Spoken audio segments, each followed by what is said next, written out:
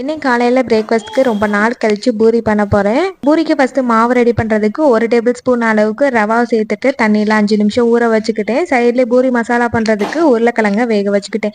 இப்போ ரவா வந்து நல்லா ஊறி வந்துருச்சு. இதோட தேவையான அளவுக்கு கோதுமை மாவு, உப்பு, 1 டேபிள் ஸ்பூன் அளவுக்கு எண்ணெய் சேர்த்துட்டு கொஞ்சம் கொஞ்சமாக தண்ணி தெளித்து மாவை வந்து நல்லா டைட்டாக பிணைஞ்சு வச்சுக்கலாம். இந்த அளவுக்கு ஒரு மூடி போட்டு ஒரு 10 நிமிஷம் ஊறட்டும். அந்த கேப்பில் வந்து வெங்காயம், தக்காளி, கருவேப்பிலை, கொத்தமல்லி, பச்சை மிளகாய் எல்லாத்தையுமே கட் பண்ணி எடுத்து வச்சுக்கிட்டேன். அதுக்கப்புறம் பூரி மசாலா பண்ணுறதுக்கு நார்மலாக எப்பயும் பண்ணுற மாதிரி பண்ணியிருந்தேன். இதோட ரெசிபி வேணும்னா மேலே லிங்க் கொடுக்குறேன். லாங் வீடியோவாக ஷேர் பண்ணியிருக்கேன், செக் பண்ணி பாருங்கள். மசாலா வந்து ரொம்ப சூப்பராகவே ரெடி ஆயிடுச்சு. மசாலா ரெடி பண்ண கையோடையே நம்ம பூரியையும் தேய்ச்சி எடுத்துக்கலாம்னு சொல்லிட்டு அதையுமே தேய்ச்சி எடுத்துக்கிட்டேன். பூரி வந்து எப்பயுமே ஒரு 5-6 பூரிக்கு மாவு தேய்ச்சி வச்சுக்கிட்டு அதுக்கப்புறமா டக்குன்னு போட்டோம்னா எண்ணெய் வந்து சூடாக இருக்கும் போதே பொரிச்சு எடுத்துக்கலாம். நல்லா சாஃப்டாக உப்பெல்லாம் வந்து பூரி ரெடி ஆயிடுச்சு. மசாலா வச்சு காலையில் பிரேக்ஃபாஸ்ட் சூப்பராக சாப்பிட்டாச்சு. நாளைக்கு வீடியோவில் பார்க்கலாம்.